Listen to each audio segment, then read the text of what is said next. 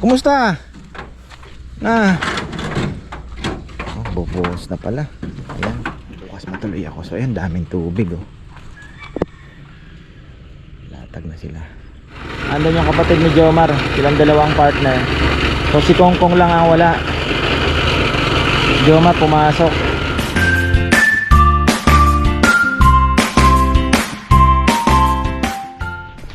Ayan na, magandang buhay mga ka-farmer. Tayo po ay iikot na. Tapos na yung ating duty bilang isang tatay. Ganda na oh. Wow. Talagang malilim masyado ano. Bale.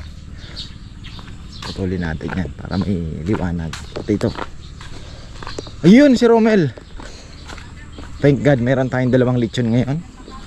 At salamat sa blessing, syempre. Ayun na, madali ito ah. Oh, saan yan? Richard Lorenzo, Okay. San Juan Bautista. Ay, patay ka. Saan to eh? Ayan. Patay. Sa basaan to. Iyari. Ito lilinisin ko. At ayan na ang talbos mga ka-farmer. Bumili ako kanina. Yan na, ang gaganda na, lumalabas na, may mapipiga na tayo. Pero stay put lang muna tayo. Tapos yung tinanim ko, ayan na, medyo may ano na, kailangan linisin lang ito. Nakalimutan kong palinis kay Kongkong. Day off siya ngayon. So ayan, silipin natin. Mukhang kompleto ah. Nandun na naman, ang ganda ng nyug oh. Wow. Ganda ng nyug. Naglalatag na sila ng bakal, makapagbuhos kaya naku po ang ating talong ng ibang talong. Patanggal na natin tong mga anong ito, kamuting kahoy, at hindi masarap mga ka-farmer. Alam nyo, maraming kasi din kasing variety maraming variety ang kamuting kahoy no? So ang kamuting kahoy natin na to ay ano ta, parang alam mo yun, kumbaga sa tawag niya amin sa Bicol yan, hindi masapug.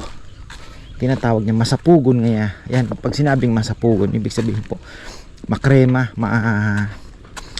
ano kasi sa Tagalog yan mga farmer. Di ko masyado sa Tagalog ng maano eh.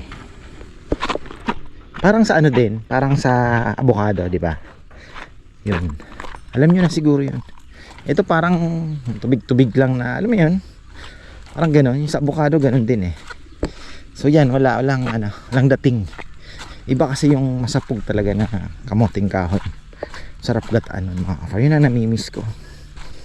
Tapos sasaw-saw mo sa mantika ng baboy na may kaunting asin. Chalap. Mantika talaga ng baboy ah. Yung adobo. Yun. Ay, sana matapos na po yung langaw. Dami pa rin. Ilang ano na ngayon, Martes. May ilang araw pa po tayo para, alam mo yun, mabawasan. Sino itong mga ito? Puroy. What's this? Rambo. Pwede pang pumasok ang sasakyan, no? Tambak. Kapalagay pa ata ng graba si Papa yan.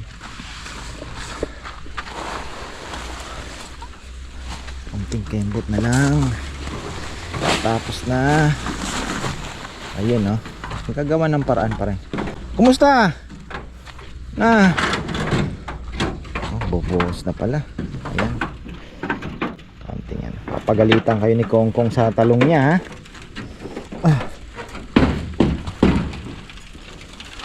Tubig ano? Talagang paano kaya? Ano yung tubig, Papayam? Tatanggalin yung tubig?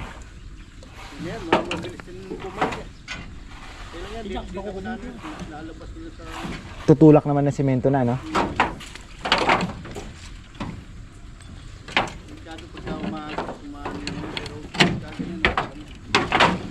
Hindi kayo may pak. Sisit na pa lang pala sila. Pagbuhos kaya? Yan ang tanong. Itong trap ko ha.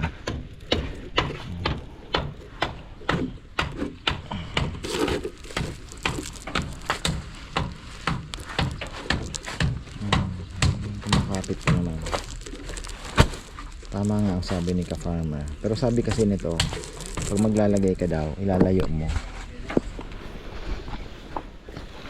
Gaba na ito lang din, pwede mo.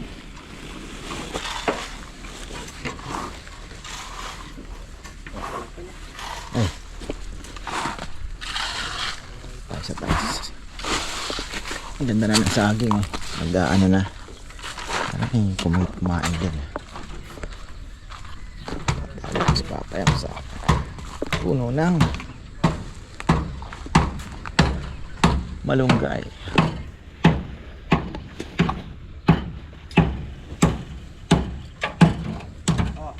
Hindi siguro kakain to ng kalahating ano lang, parang kalahati ng gano'n ano papayama no.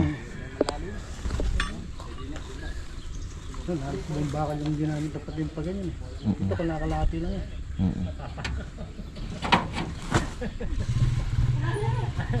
Ay, parang hindi din naman umulan kahapon ano. Oo.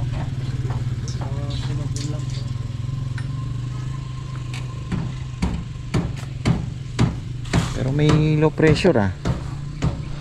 Yung talong natin kailangan. Pero natuyo po yung ano ah.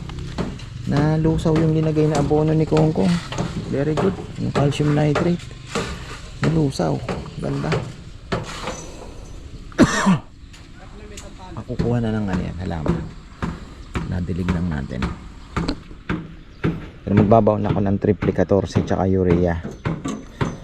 Na siguro mga 1 kutsara dito sa baon lang natin. Ano yun? Pang matagal pa naman niya kakainin yun.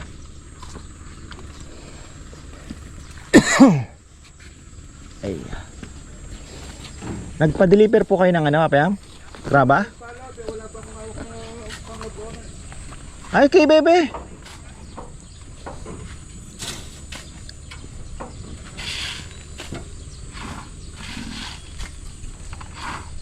Ayan, pati yan tambak sana, no?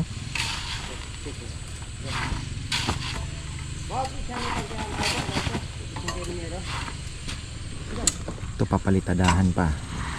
Tapos buti na lang pumunta si tayo po ay nagpa-service doon sa mga halaman natin sa harapan. So si Randy gumagawa din pala sila ng swimming pool. Marami na daw po silang nagawa. Depende daw yun sa mga materyales din ang gagamitin. Tapos ayun nga, minsan daw magpapagawa sa kanila mga contractor din. So parang anong nangyayari, kaya nagmamahal talaga dahil syempre iba kasi talaga pag inano mo pero kumbaga ikukontrata din daw yun sa iba, parang ganun sa kabilang gagawa. Supervision lang yung ano, tsaka yung plano syempre. Parang ganun. So ayun, tingnan natin. Kahit mga 60 to 70 square meters lang siguro pwede na. Laki na din pala yun.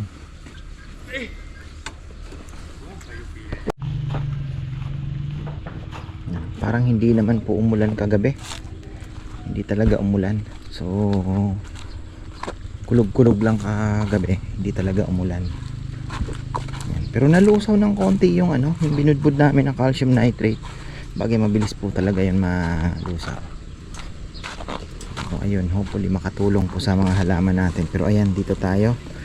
Nating avocado gumaganda na. Sana bukas matuloy ako. So ayan, daming tubig oh. Latag na sila. Ano yan Jun? Hindi napapantayan yung ano? Yung mga lupa? Ito? Oo. Papuntayin pa yung Ah. ito. Yes. Oo nga pala no. Mauna nga pala yung ano, pundasyon eh. Oo.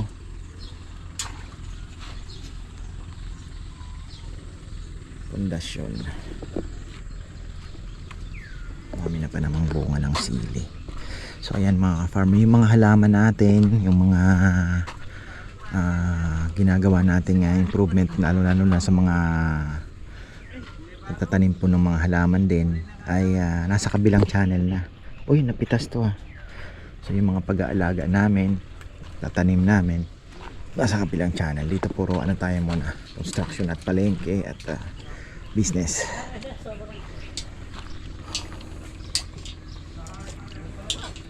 Ito nga pala, no, para mababaw lang to, sandali lang to. Pag nasumulan na, dali lang, baka latag muna tayo ng nabuhusan na to ngayon siguro yung araw, pagbuhos na, sana makapagbuhos na. Alam, ang daming tubig. Ayan. Kinabukasan, Wednesday, Thursday, Friday. Baka matapos din hanggang Saturday. Maikli lang naman kasi.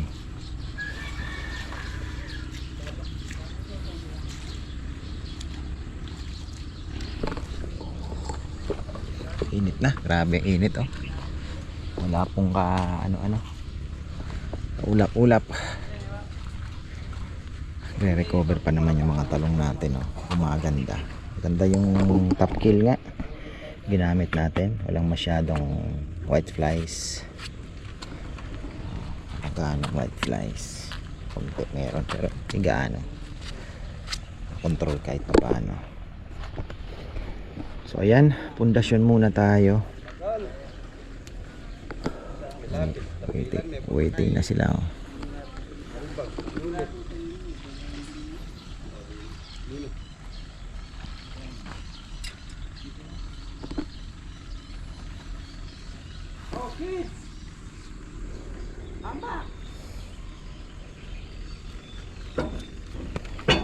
Tapas na Brad. Hindi atamong kain. Nakaangat eh. Mapipi na rin balas yan as ng emeya. Alam mo kaya nga tingyan. Kaya nga narin yung balas ka niyan ba? Oo. Ang magalit si Kongkong. Talagang mga yun. Oo nga, no. Nasa taas, ano. Ang ganda pa naman ng balasenas natin. Talong. Ay, ah. Yan ito yung talas. Butol. Mas munekin. Agad dito. Sabado. Napon. Napon. Na may credits kayo kita. Unang halo, mga farmer. Kaya lang, yung talong natin madadali to, masusunog to sa semento. Kailangan mabuhusan ito ng tubig. Kasi yung pulbos ng semento, mainit yan eh. Sina Junjun pala nandun na sa kabila, oh. Inaayos nila yung kanal. Hindi pa po kasi tapos. Inaayos muna nila. Pero sa tingin ko pwede nang takpan yan eh. Andun yung kapatid ni Jomar. Silang dalawang partner. So si Kongkong lang ang wala. Jomar pumasok.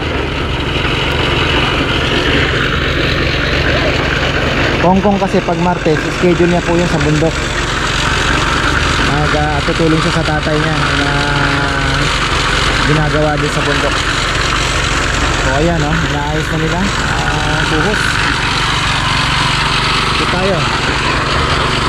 Sa ilalim ng puno ng malunggay.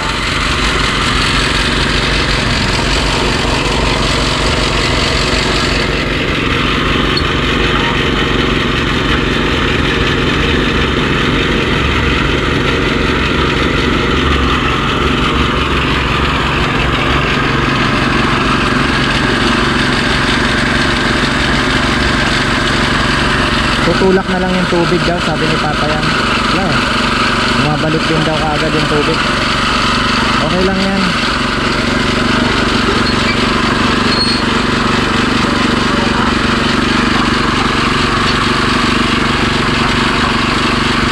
Dexter pala naatang sa ano, masakit sa likod yan. Bawi na lang sa kanin.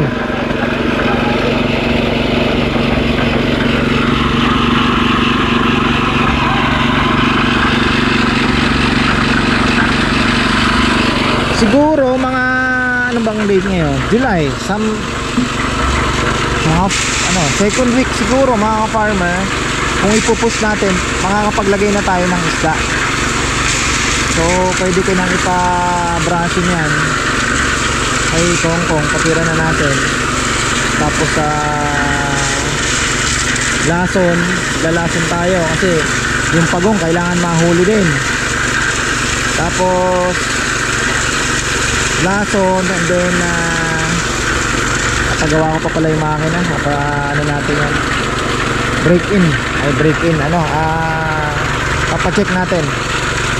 So ayun, lason, tapos patubig ng konti, then fertilize ng tubig, pwede na tayo maglagay ng isda. Gusto ko unahin yung ayungin, i-try para makita natin kung mabubuhay siya. So pag linagay natin yun, antay tayo ng mga 1 month kung so survive bago tayo maglagay ng tilapia. Tapos ulang, may mabibili daw bandang Makabebe at medyo malalaki na, yung kita na talaga. So bibili din tayo rin. Ulang at tilapia most probably. Yung ayungin ano naman yan, kumbaga sa basketball, bail out shot, subukan lang natin kung uubra. Pero yung tilapia at ulang, okay na, success na po dahil napalaki na natin yung ulang nadali lang talaga ng hipot. So ayun po yung ating mga susunod na activity dito.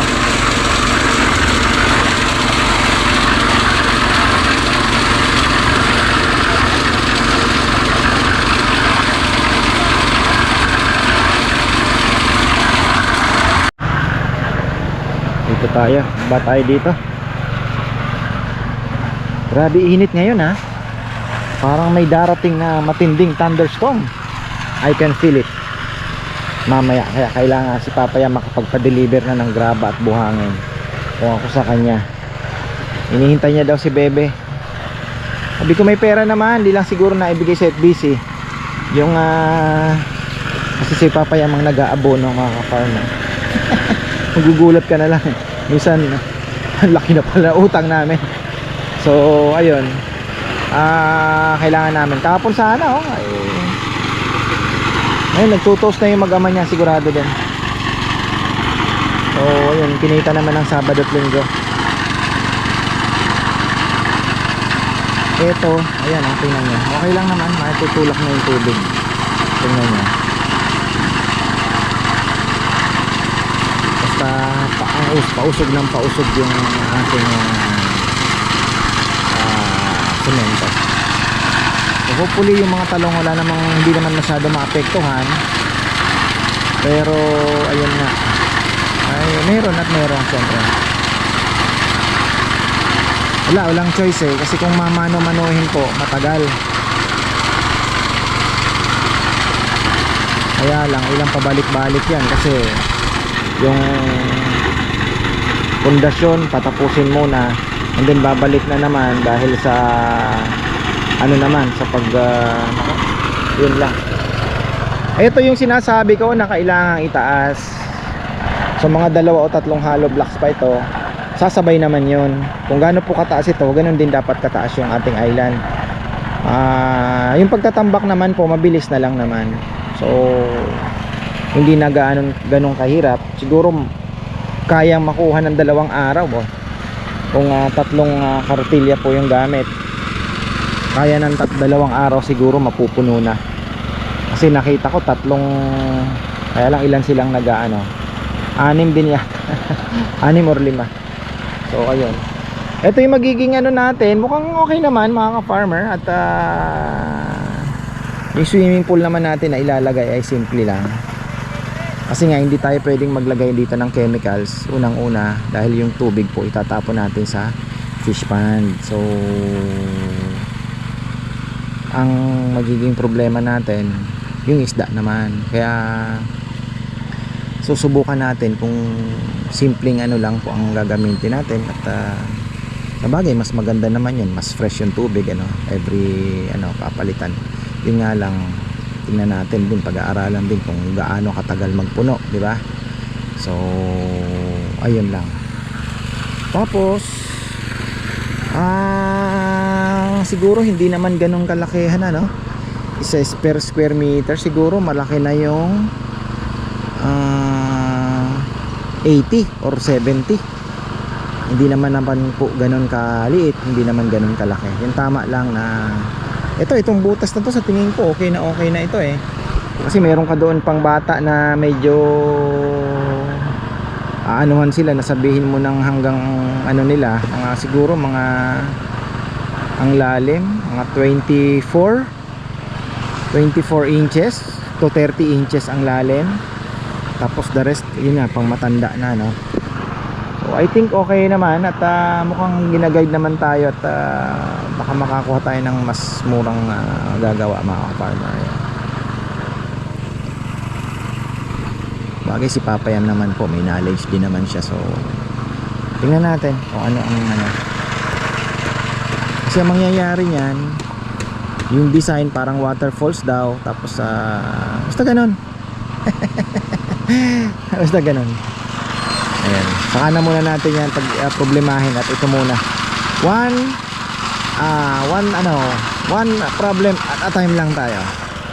So ayan, ito tingnan nyo, tapos nagtambak-tambak din sila kahit pa paano. Ayan, pero maganda nga sana yung lahar. Ayun pang ito mas mabilis to eh, siksik po kagad ito, unlike dito sa ano. Pero okay din naman.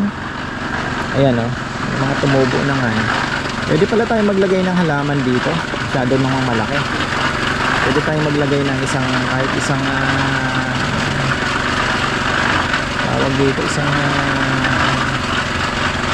African talisay, di ba? Somewhere there, somewhere here, di ba? Para magmukha din ng mga ano, magkabilaan, di ba? Tapos may table dyan, para kung sa umaga pwede rin naman may tumambay. Tignan natin pagka nagawa na, saka natin ipa-final. Kasi ang plano po kasi dito bubuhusan. Kaya ako naman, sabi ko parang mas maganda yata na may damo din ng konti, di ba? So pwede naman siguro yung may part na may flooring, may part na hindi, tapos may grass din, na may part din na may grass. So, lagyan natin ng puno, pero at the same time yung tibay hindi naman mako-compromise. Makukuha pa rin natin yung laban-laban na tinatawag ni Papa Yam, na yung ano ba, yung kapit-kapit na tinatawag niya. Kasi sabi niya pag flooring yan, kapit-kapit na yan, nakakulong na. So kung ano, di ba, pwede tayong magpa-cross ng ganyan, parang pathway design, papunta dito, di ba? So kontra na, di ba? Tapos pa-cross ka naman, meron naman isa kontra din. So, alam mo yun, yung ganun ba? So kapit-kapit pa rin naman ang mangyayari, pero may part ka din naman na may ano. So tingnan natin, wala pa pong final. Yun sa akin, idea ko lang naman yan, pero syempre sabi ko nga, pag-iisipan pa rin naman namin ni Bebe. Basta itong aming tinatayong ito, mga ka-farmer, ito po is part of the business plan. Sana maging asset, kasi mahirap po, baka mamaya maging liability pa, patay tayo dyan. Ayaw natin ng liability, gusto natin is asset, dahil asset means magbibigay ng passive income, diba? So ganun naman yung business point of view. Mahirap po kasi talaga yung, diba, magpundar ka ng pundar, hindi mo alam liability na pala, wag naman. Kaya nga sabi ko, kung ako po, kung pang personal, ba't ka maglalagay ng swimming pool, diba? Pero sabi ko nga, for business purposes, dahil hindi naman po pwede tayo magtayo ng ano dyan kung wala pong ganito. So talagang ano yan, package. Hopefully ay magmaterialize, at least po wala naman po kasing business na sigurado eh. Lagi po yung kasama yung risk talaga, diba? Kahit sa ang business may sugal, pero dapat pinag-aaralan. Kahit sabihin mong aralin mo man ng gusto, yun may sugal at may sugal po yun. May ano yan, may risk. Wag naman natin gamitin yung sugal kasi iba yung meaning ng sugal eh. Pero yun nga, may risk po talaga. Sugal pa din. Pero hindi yung sugal na sugal la, hindi. Talaga may risk pa din po talaga. Ganun lang. Pero at least, 'di ba? Ayun nga. Sabi nga nila, pwede kang mangutang basta gagamitin mo sa business. Huwag yung pang luho. So, ayun po. Tingnan natin. Basta tayo, ako naman po, yung mga naiisip namin, di ba? Bigla na lang dumarating. Okay naman. Tingnan nyo yung kainan. Ako lagi ko pong kinikwento sa mga customer namin pagka nakakapagkwentuhan. Sabi ko, pagka sinasabi nilang ka-farmer, laki na ng improvement, lalo na po yung mga matagal nang nanonood na napanood kami sa umpisa na talagang nag-uumpisa pa lang, di ba? Si Chichi sabi niya, namimitas kayo ng mangga, yun yung mangga na yun, di ba? Tinuturo ko dati kung paano malaman yung matured na mangga. Kasama ko si Chichi na kami. Sabi niya, ngayon tingnan niyo naman, mayroon ng kainan dito, di ba? Yung business na andyan pa rin.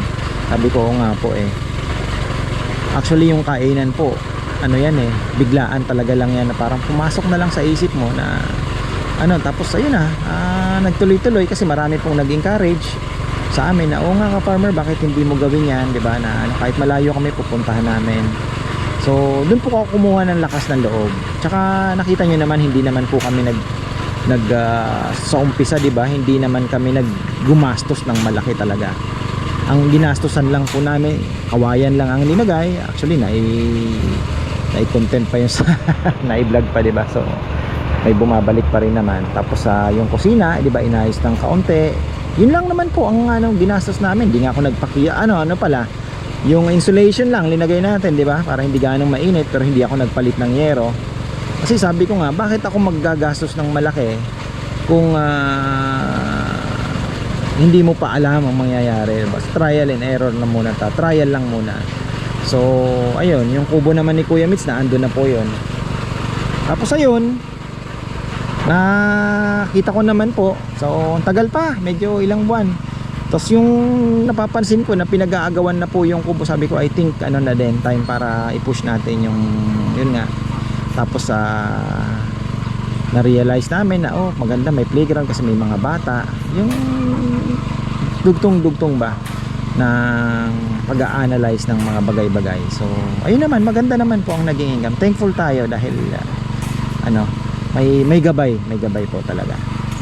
So ayun, ngayon nga hinihingi na naman ng pagkakataon din na maglagay doon kasi another kasi talaga ng Sunday ubusan po ng lamesa din. Nagdagdag na kami ng pero may mga kinulang pa rin talaga.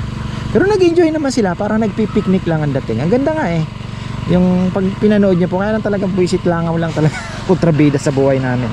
Pero sana matapos na po ito. Tototohanin naman may mga pinasasara na ng ating mga katabing poultry.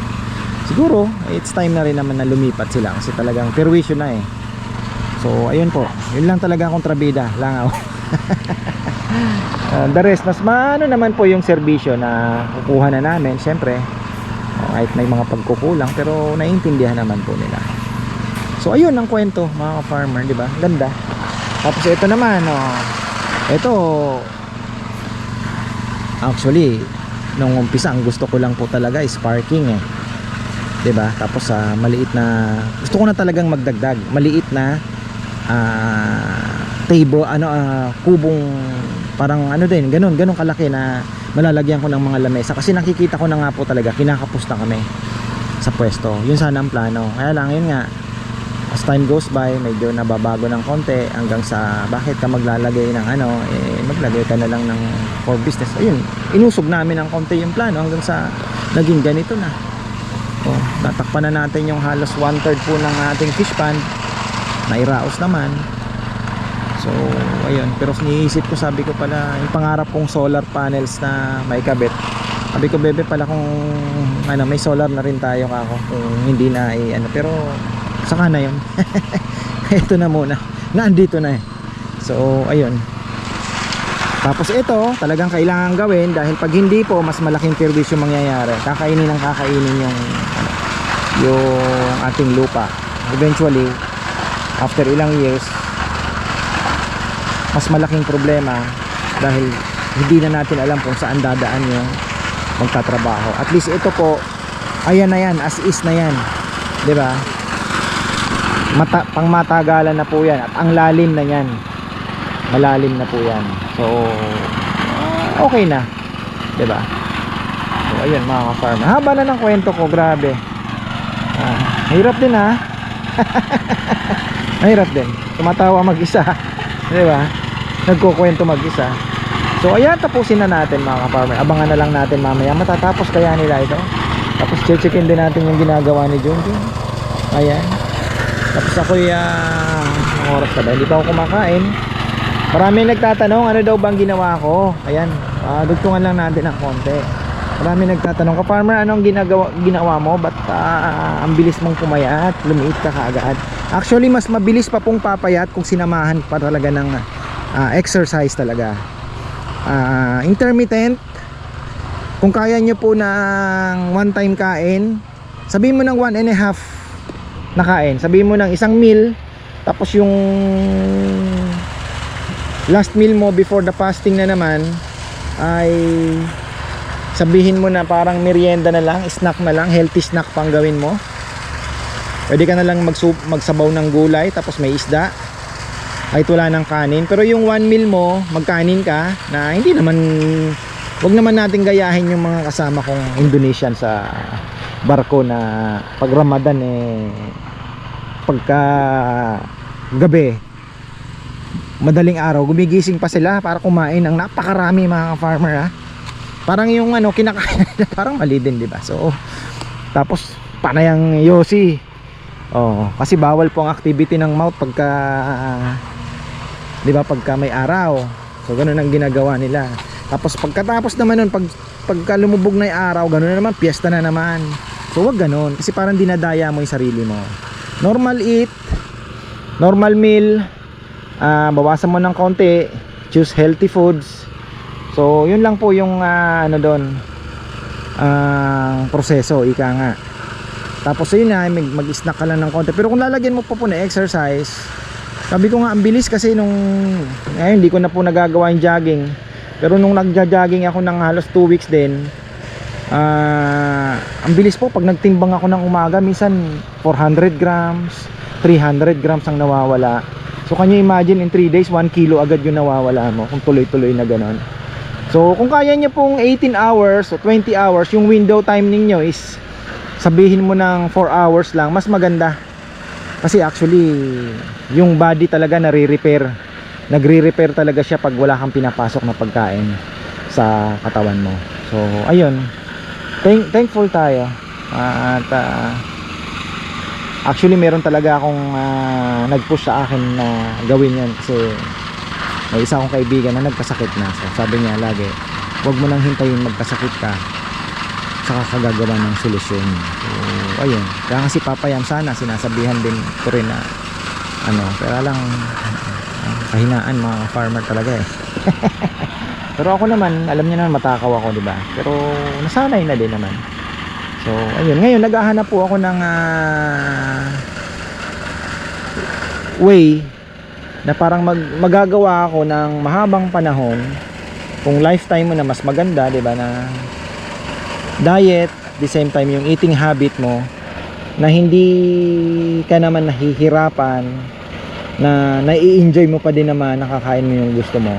So I think one of the thing na pwede kong gawin is skip breakfast. Sinasanay ko po yung almusal, wala na talaga.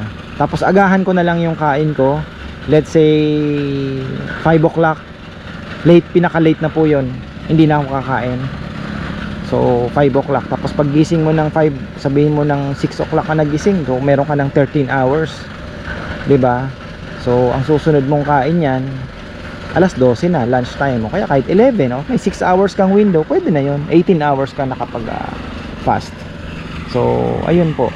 Kaya lang yung iba kasi talaga may mga iniinom na gamot, 'di ba? May mga sakit, hindi na po pwede. So hindi niyo pwedeng gawin yung ginagawa ko. Pero kung pwede, maganda din naman.